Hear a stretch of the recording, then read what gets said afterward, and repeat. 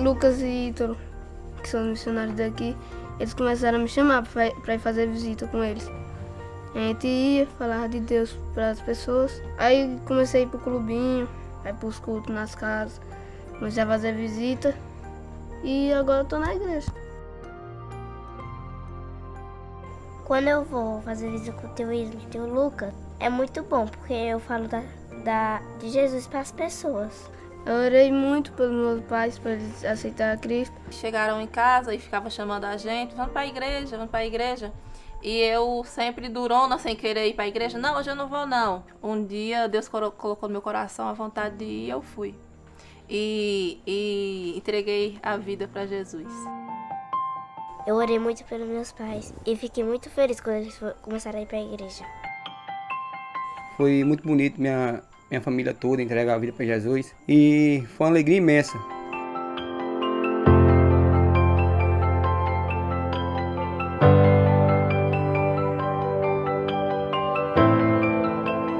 Além dos meus pais, eu ganhei a vida da minha avó para Jesus também.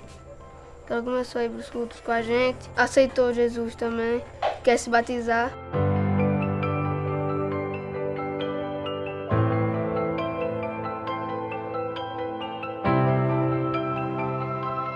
E além dos idosos, eu chamo meus amigos, eu chamo meu primo. Eles três, meus amigos, já aceitaram a Jesus. E agora estão indo pro culto do Clube Missionário, PGM. Eu faço a parte da dança também com as meninas, minhas amigas. Elas foram para a igreja e aceitaram a Jesus. Por agora eu não tenho idade, mas quando eu crescer eu quero ser um radical sertanejo. Junte-se a nós em oração e aceite o desafio de sustentar cada vez mais os projetos que influenciam diretamente na vida de crianças como Derek e Tainá e de milhares de brasileiros que ainda não conhecem o amor de Deus.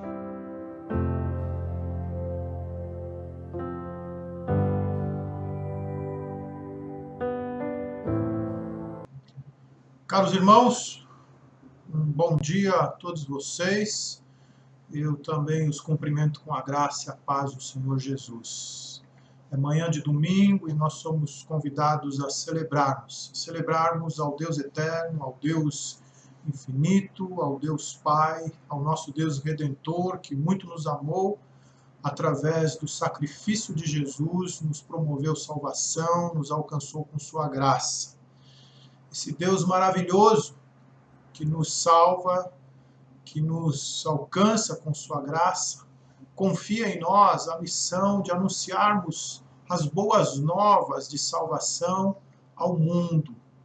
E nós, batistas, fazemos isso através das nossas juntas de missões, através do nosso evangelismo pessoal, através do nosso testemunho e através das nossas juntas de missões. Nós temos 3 juntas de missões: a Junta de Missões Mundiais, a Junta de Missões Estaduais e a Junta de Missões Nacionais, para a qual estamos fazendo a nossa campanha agora. Tem por título Porque Ele Me Amou. Nós estamos então na nossa campanha de missões, e porque Ele me amou eu amo, porque Ele me amou eu multiplico, porque Ele me amou eu oro, porque Ele me amou eu reparto. O nosso alvo é R$4.000 para levantarmos entre os meses de setembro, outubro, início de novembro. Nós vamos então enviar a nossa oferta à Junta de Missões Nacionais. Não deixe de participar com a sua oferta, não deixe de participar com a sua oração. No site da campanha tem lá os testemunhos dos missionários, tem lá a biografia dos missionários. Você pode se inteirar dessas informações para estar mais participativo na nossa campanha e nesse trabalho que nós fazemos como batistas, ok? Que é anunciar o Evangelho de Jesus nesse Brasil continental, através de plantação de igrejas, através de vários outros projetos, por exemplo, nas Cracolândias, ok? Então, ore por missões e participe com a sua oferta.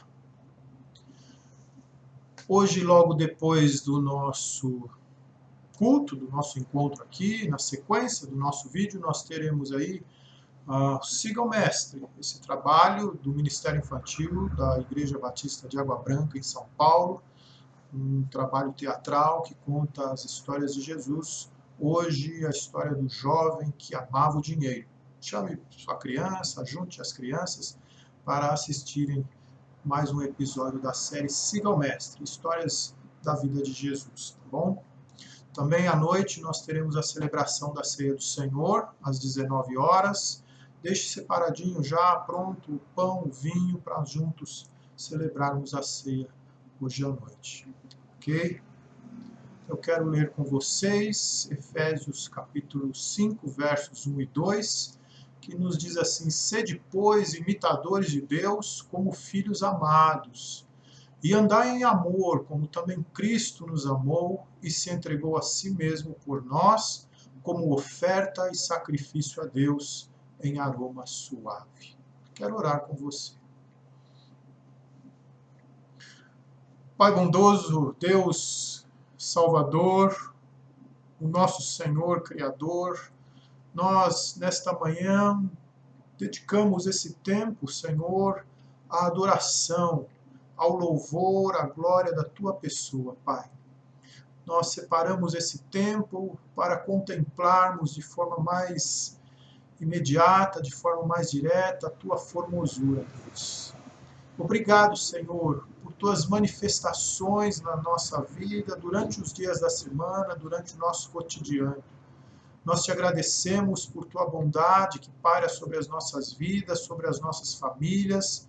Muito obrigado, Deus, porque o Senhor sustenta a nossa vida, a vida dos nossos queridos, e nós Te agradecemos, Pai. Pedimos que o Senhor nos abençoe nesse domingo, que o que fizermos aqui, ó Deus, edifique a nossa vida, a nossa alma, edifique a nossa comunhão, que o que fizermos aqui, ó Deus, proclame a Tua palavra, anuncie um item importante do Evangelho de Jesus, que o que fizermos aqui glorifique, honre o Teu nome, Pai. Abençoa os nossos irmãos, a nossa igreja. Permita-nos, Deus, experiências profundas com o Senhor nesse tempo de pandemia, nesse tempo de isolamento, de distanciamento, Pai. Obrigado, Deus, pelos livramentos. Obrigado, Deus, pelas curas. Obrigado, Deus, pelo sustento de cada dia que o Senhor nos dá. E permita-nos, ó Pai, um domingo na Tua presença, um domingo abençoado. Tudo o que fizermos durante esse dia, Pai, tenha expressão de honra e louvor ao Teu nome. Em nome de Jesus é a nossa oração, Pai. Amém.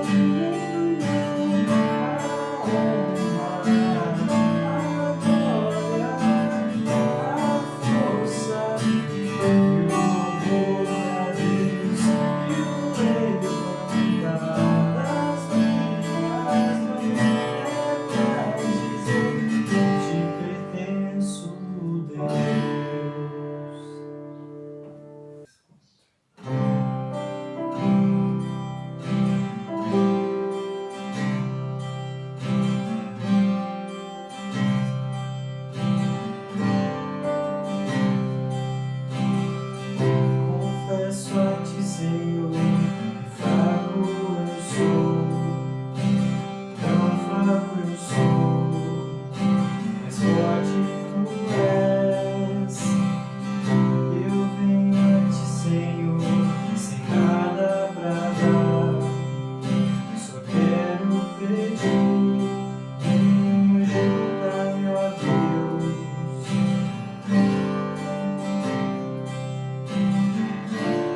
Coração quebrantado e humilde, não rejeita, Senhor. Estenda a mim tua graça e deixe teu amor fluir. Com misericórdia nós clamamos, faz chover perdão e graça.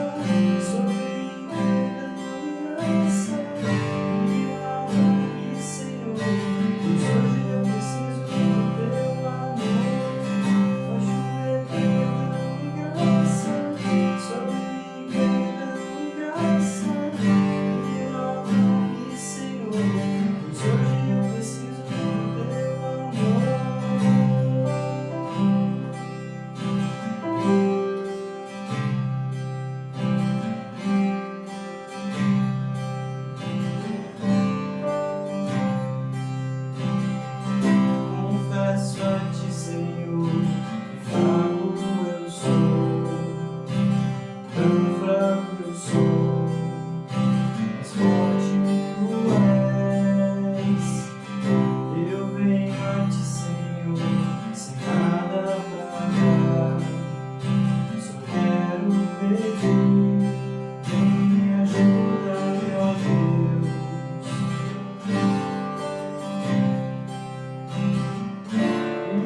Coração quebrantado e humilde, não rejeita, Senhor. Estenda a mim tua graça e deixe teu amor fluir. Com misericórdia nós clamamos, faz chover perdão e graça.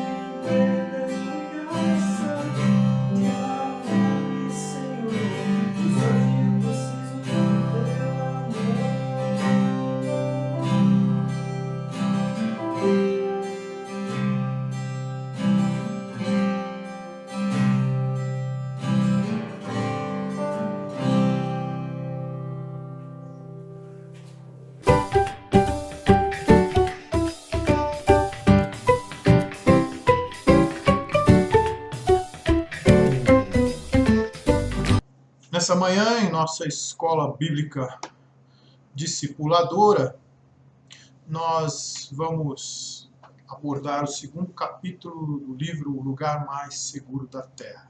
Ainda é um capítulo introdutório, Larry Crabb está apresentando o assunto do seu texto, e eu quero então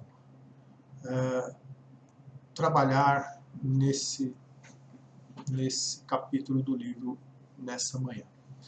O nosso texto base para esta manhã, Efésios capítulo 5, os versos 19 a 21, que nos diz assim: Mas enchei-vos do Espírito, falando entre vós com salmos, entoando e louvando de coração ao Senhor, com hinos e cânticos espirituais, dando sempre graças por tudo a nosso Deus e Pai, em nome de nosso Senhor Jesus Cristo, sujeitando-vos uns aos outros no temor de Cristo. Vamos orar. Obrigado, Senhor, pela Tua palavra, que toca aos nossos corações. Te pedimos que nessa manhã, Senhor, na nossa reflexão, nós tenhamos os nossos corações, as nossas mentes alcançadas e que algo, ó Deus, que vem da tua mente, do teu coração, faça a diferença na nossa vida. Que nós tenhamos nessa manhã em nossa mente, ó Deus, no nosso ser, algo para pensarmos, para crescermos no que diz respeito ao conceito e os nossos movimentos com relação à comunidade de fé, à Igreja do Senhor Jesus. Abençoa-nos, Deus, assim nós te pedimos em nome de Jesus. Amém. Muito bem. Não vai ser fácil, mas vale a pena. Esse é o tema do 2º capítulo do livro de Larry Crabb, O Lugar Mais Seguro da Terra. E ele começa esse capítulo com essa fala, com esse texto. Quero ler para você. Já é tempo de edificar a igreja, uma comunidade de pessoas que se refugiam em Deus e se encorajam umas às outras a jamais fugirem em busca de outro socorro. Uma comunidade de amigos que sabem que a única maneira de viver neste mundo é se dedicando à vida espiritual, à nossa vida com Deus e com os outros. Não será fácil, mas valerá a pena. Está em jogo o nosso impacto sobre o mundo. Esse é o parágrafo que conclui o 2º capítulo dessa obra de Larry Crabb, O Lugar Mais Seguro da Terra, onde as pessoas se conectam e se transformam para sempre. Esse é o subtítulo do livro. O lugar onde as pessoas se conectam e se transformam para sempre. E ele está se referindo à Igreja de Jesus, o lugar mais seguro da terra. Ele chama de comunidade de fé a Igreja do Senhor Jesus. Nesse capítulo, Larry Crabb discorre sobre o quanto precisamos uns dos outros, principalmente quando estamos aflitos. As primeiras frases com as quais ele inicia o seu texto são essas aqui. Precisamos uns dos outros, ainda mais quando estamos aflitos. Mas a aflição não é uma doença. A aflição é uma condição. Algo que está sempre ali, lá dentro, por debaixo da superfície, cuidadosamente escondida enquanto tentamos manter uma fachada de normalidade. Ele diz ainda, uma tarefa fundamental da comunidade, da igreja, é criar um lugar suficientemente seguro para que os muros sejam derrubados, suficientemente seguro para que cada um de nós reconheça e revele a sua aflição. Somente então a comunidade pode ser usada por Deus para curar a nossa alma. No final de semana passada, início dessa semana, eu, Rose e Farrell vivenciamos essa verdade de uma forma muito intensa. Eu sofri um acidente dormindo e Rose e Farrell me socorreram, chamando o SAMU. Quando eu comecei a entender o que estava acontecendo, eu estava a caminho da UTI do hospital. Quem presenciou aquela cena, aquele momento, jamais imaginaria que eu estaria aqui uma semana depois, conversando assim com os irmãos, aparentemente saudável. Como foi bom, no dia seguinte, ver um irmão pastor me visitando lá na UTI do hospital. Como foi bom ver as muitas mensagens de compadecimento dos irmãos, dizendo que estavam orando por mim. Como foi enriquecedor um irmão vir aqui na igreja durante a semana e me dizer: posso te dar um abraço? E me dar um abraço carinhoso, tão gostoso. Como foi bom receber a mensagem, a ligação de pastores, amigos de outras cidades, me enviando suas mensagens de companheirismo, suas mensagens de orações. Confesso que eu não tinha vivido uma experiência assim, do lado de lá. Sempre estive do lado de cá. Fui visitar nos hospitais, mandei mensagens de compadecimento, oração. E naquela situação, até então, enquanto as mensagens iam chegando para mim, eu não sabia o que havia acontecido. Era um mistério. Até quinta-feira à noite eu estava bem, saí aqui da igreja perto das 10 horas, cheguei em casa, comi um pedacinho de frango com algumas batatas que Rose havia deixado para mim e fui dormir. Estava um pouco cansado, senti que ia ter um pouco de enxaqueca e fui dormir, mas estava bem. Me sentia bem, saudável. E de repente, quando eu me dou por mim novamente, eu estou na UTI do hospital, recobrando a lucidez, sem saber o que havia acontecido. Foi no mínimo uma nova aflição. E se a oração não tivesse algum outro efeito, como diz Tiago, muito pode a oração do justo em seus efeitos, o simples fato de saber que as pessoas com quem eu convivo diariamente e com quem já convivi mais de perto em outros tempos, estavam orando por mim, intercedendo por minha vida, por minha saúde, isso já tem um efeito curativo tremendo. Qualquer que fosse a enfermidade com a qual eu estivesse acometido, naquele momento, certamente, o seu efeito maléfico seria reduzido em medida elevada, pelo simples fato de eu saber que havia a oração da Igreja de Jesus em meu favor. O simples fato de saber, sem contar com o efeito da oração em si, lá na eternidade, lá no céu, lá na mente, no coração de Deus, só o fato de eu saber que os irmãos estavam se movimentando, orando por mim, já teve um efeito curador tremendo. A igreja tem um potencial que ela mesma ainda desconhece, meus irmãos. E há uma série de barreiras que fazem parte da naturalidade do nosso dia a dia, que nos fazem perder de vista a grandeza do que Deus pode operar através da igreja. E não somente perder de vista, ter um esquecimento, mas em certa medida não crer.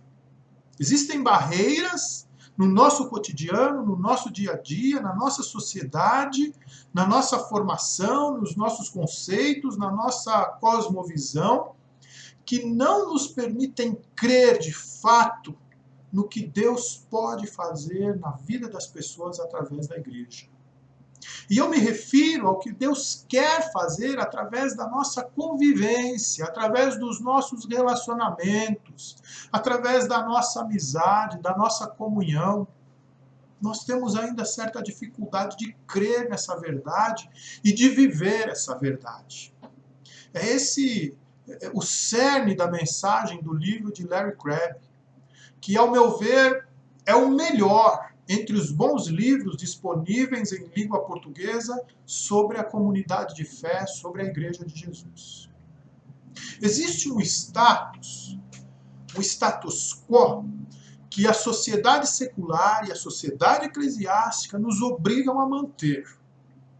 Ele é construído pelas mídias, pelos estereótipos, por nossa ânsia eterna de perfeição e solução de problemas. Quando examinamos de fato o que acontece, quando nos dispomos a ler um livro desse, pensar na realidade da igreja, no que ela pode ser, no que ela ainda não é, nós percebemos que o que acontece de fato é que as nossas loucuras é que nos impõem o que é normal. E temos que nos encaixar nesse normal. moda, artes, gosto, música, certo padrão econômico, certo padrão de sanidade mental e emocional, padrões de respostas a determinadas situações. E no que diz respeito à igreja, certos modelos de igreja, certos programas, certos eventos, certos comportamentos, certa moralidade, alguns esquemas doutrinários, algumas teologias sistematizadas. Parece que somos obrigados a nos enquadrar nessas coisas. Esses status quo, ou esse estado normal das coisas que nos são impostos secularmente e eclesiasticamente, eles nos engessam. Porque se nos destoamos deles, em algum item, nós corremos um grande risco de julgamento, de condenação, de discriminação, de exclusão, de censura.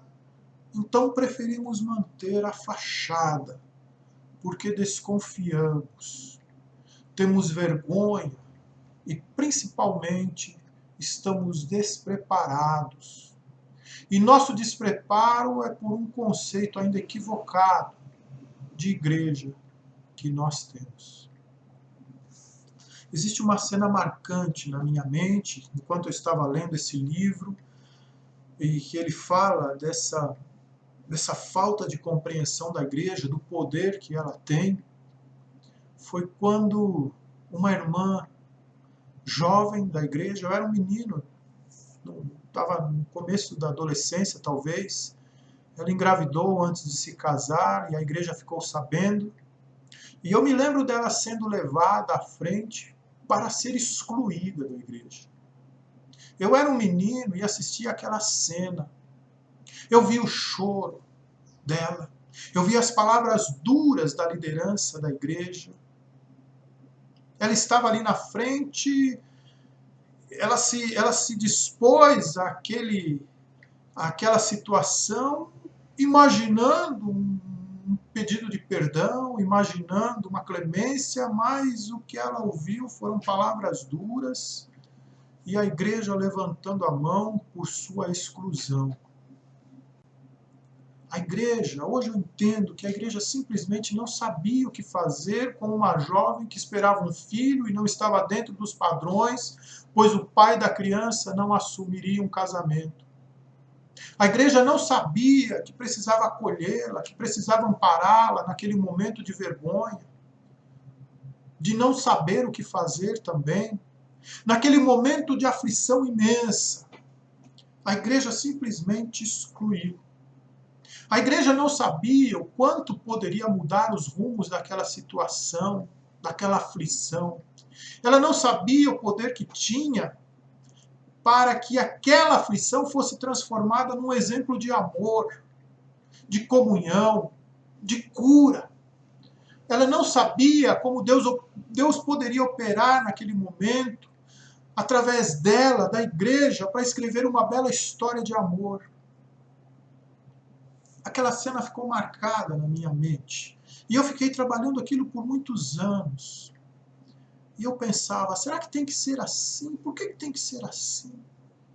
Mas pode ser diferente, né? Pode ser muito diferente.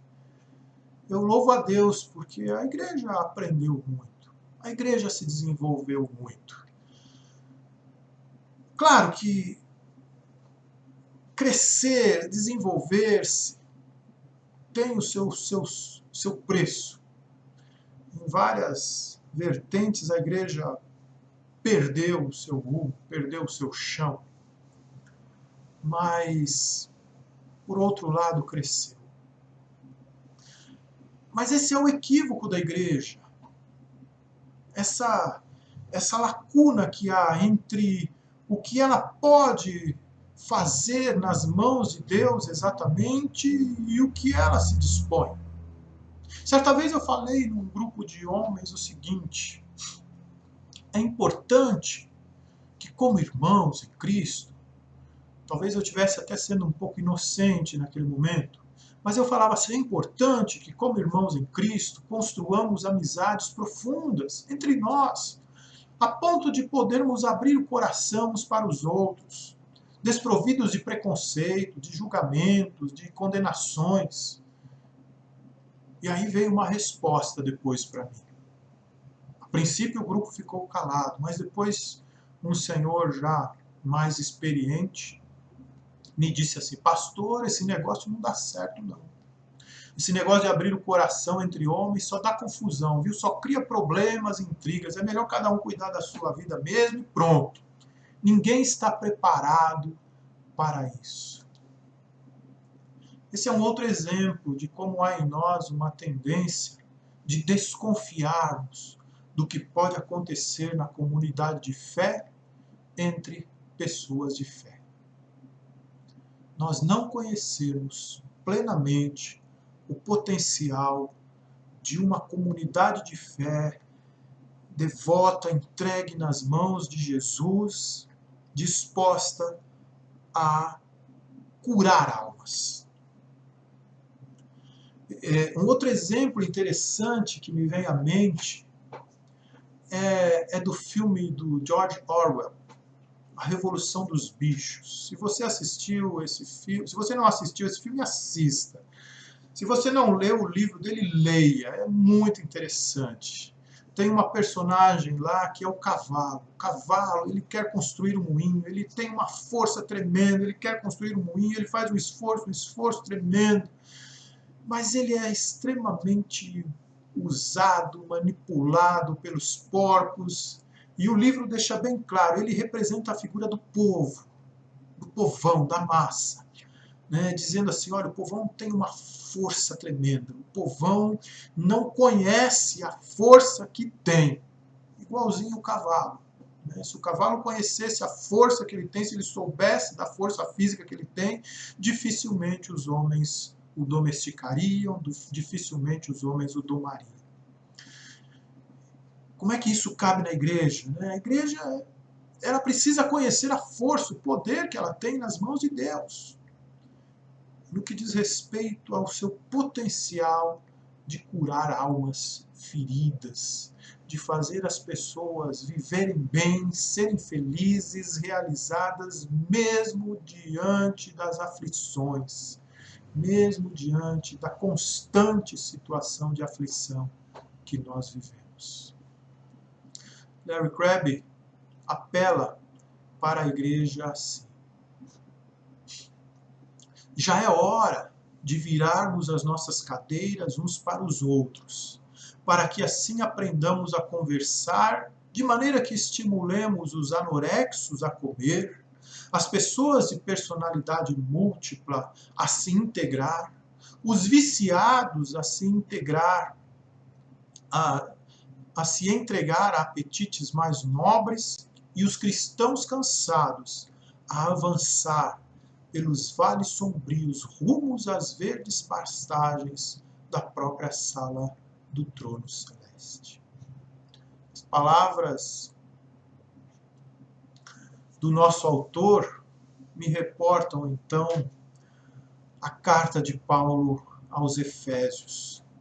Depois de exortar os seus leitores a serem imitadores de Deus como filhos amados, dispor uma série de práticas que não deveriam nem sequer serem nomeadas dentre os irmãos, ele então os orienta como deveriam proceder em seus relacionamentos, mais especificamente em suas conversas. Como no texto que lemos, mas enchei-vos do Espírito, falando entre vós com salmos, entoando e louvando de coração ao Senhor com hinos e cânticos espirituais, dando sempre graças a Deus por tudo, a nosso Deus e Pai, em nome de nosso Senhor Jesus Cristo, sujeitando-vos uns aos outros no temor de Cristo. Efésios 5, 19 a 21. Essa é ainda uma lição introdutória. Como o texto de Paulo aos Efésios, ela te convida a um desnudar-se na comunidade de fé. Te convida a uma forma de estar na comunidade de fé desprovido de medo, vergonha, receio ou qualquer outra coisa que te impeça de estar por inteiro, sem precauções, sem resguardos. E convida a comunidade de fé a te receber assim, percebendo sim o que destoa, mas dando maior atenção ao que é valioso para o reino. Não exigindo perfeição, mas com um coração gracioso, com um coração compassivo, prestando mais atenção ao valor da imagem e semelhança de Deus, impressas em todos aqueles que são suas criaturas e que podem ser exploradas e afloradas nesse espaço de liberdade que só é possível existir na comunidade de fé, no meio daqueles que se rendem à graça de Jesus e que, apesar de suas imperfeições, sabe que tem uma grande incumbência de transformar o mundo e jamais se amoldarem a ele. Na semana que vem, o nosso tema é comunidade de fé, o que é. Mas durante essa semana eu te convido a pensar nisso. Como você está na igreja? De fato, você vive essa liberdade? Ou você vive cheio de resguardos, cheio de bloqueios, cheio de escudos? Se você não encontra espaço para a liberdade na igreja, é hora de pensar nisso. Porque ao mesmo tempo que nós o queremos, ao mesmo tempo que nós precisamos, somos nós que vamos construí-lo. E certamente Deus haverá de fazer grandes, outras, maiores obras através de nós, a comunidade de fé, a Igreja de Jesus. Semana que vem vamos pensar um pouco mais no que é a comunidade de fé. Eu quero orar com você, encerrando a nossa aula, e logo mais siga o mestre, o jovem que amava o dinheiro. Muito obrigado, Deus, porque o Senhor Jesus Cristo deixou nessa terra a expressão da sua mente, a sua igreja, a comunidade de fé.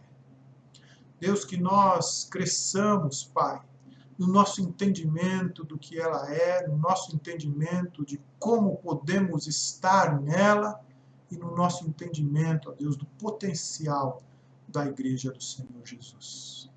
Dá-nos um domingo abençoado na Tua presença. Muito obrigado por esse tempo de comunhão, de estudo, de oração, de louvor.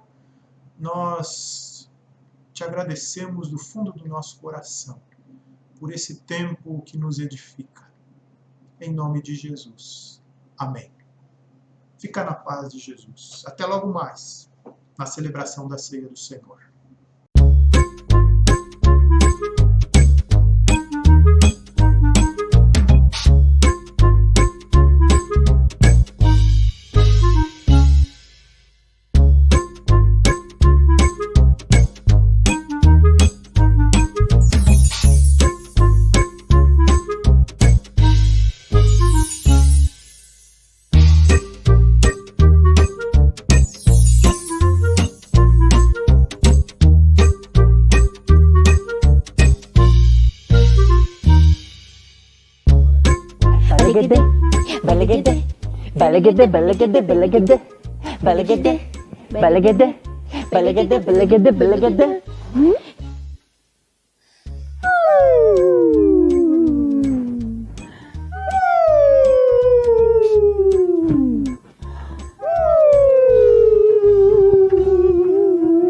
Oi, gente, tudo bem?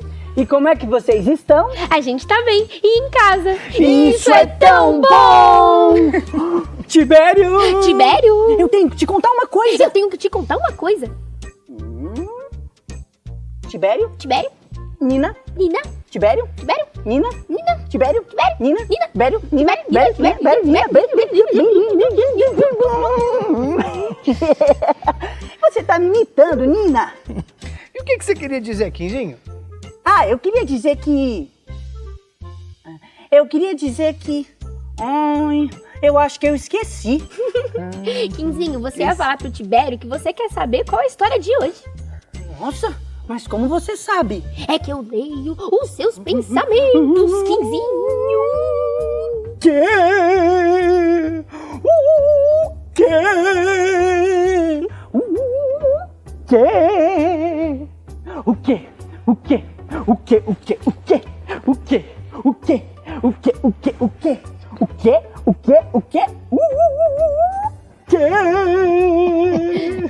Ai, Quinzinho, é que você me falou que você ia perguntar pro Tibério. Ah, é verdade. Se é isso, que tal a gente perguntar para o livro? O livro! Ai, você tá animado? Vai ser legal a história de hoje.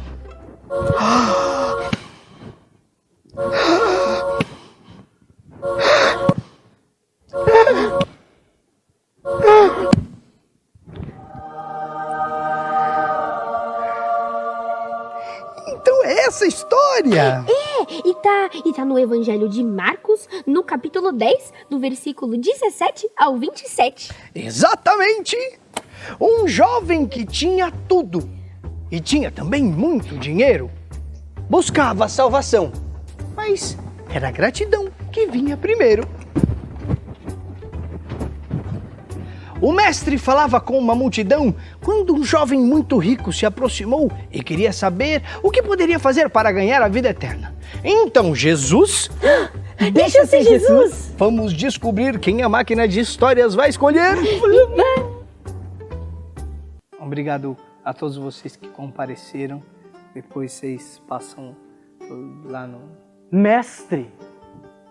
Mestre! Meu bom mestre. Bom mesmo? É só Deus que está no céu. É verdade, mestre. Eu sou um homem que ganhou muita coisa, mestre. Tenho servos, tenho casas, tenho terras e tenho muito dinheiro. Mas, mestre, eu só te peço uma coisa. O que eu preciso fazer para ter a vida eterna? Essa é uma ótima pergunta. Você conhece os mandamentos? Não matar, não roubar, não mentir, respeitar o pai e a mãe. Mas é claro que eu conheço, mestre. Eu respeito todos os mandamentos. E também respeito a Deus. Mas então isso é perfeito. Só te falta fazer uma coisa. Uma coisa, mestre? Então diga, mestre, o que eu preciso fazer? Você está preparado para ouvir? Mas é claro que sim. Vá, vende tudo o que você tem, dê aos pobres e me segue.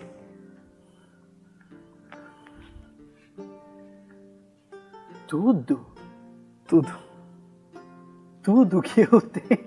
Exatamente. Mestre, o senhor é muito engraçado, mestre. Dar tudo o que eu tenho, todas as minhas riquezas, todos os meus servos, para os pobres. Exatamente. Isso é impossível. Então, sinto muito, mestre. Sinto muito. Eu também sinto muito. Como é difícil alguém que ama tanto dinheiro entrar no reino de Deus. É mais fácil um camelo passar pelo fundo de uma agulha do que alguém que ama tanto dinheiro entrar no reino dos céus. Um camelo? Num buraquinho de agulha? Camelo na agulha? Isso é impossível? Mestre, quem irá entrar no reino de Deus? Quem merece ser salvo? Para qualquer pessoa isso é impossível, mas para Deus nada é impossível.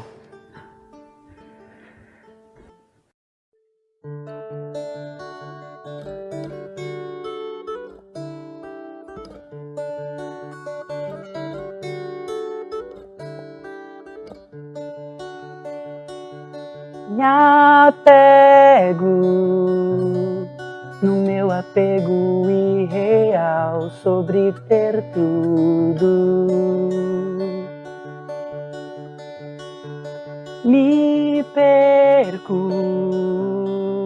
nos bens que me corroem o corpo por dentro. Eu vejo em ti um jeito de me resgatar.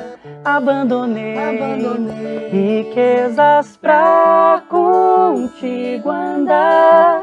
Eu vejo em ti um jeito de me restaurar. O seu amor me encontrou e ao pó voltei e livre estou. Não sou mais eu, mas Cristo vive em mim.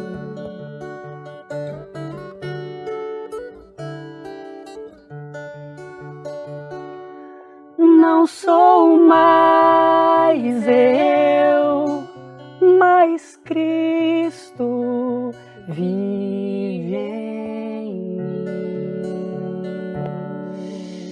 Ah, que história emocionante!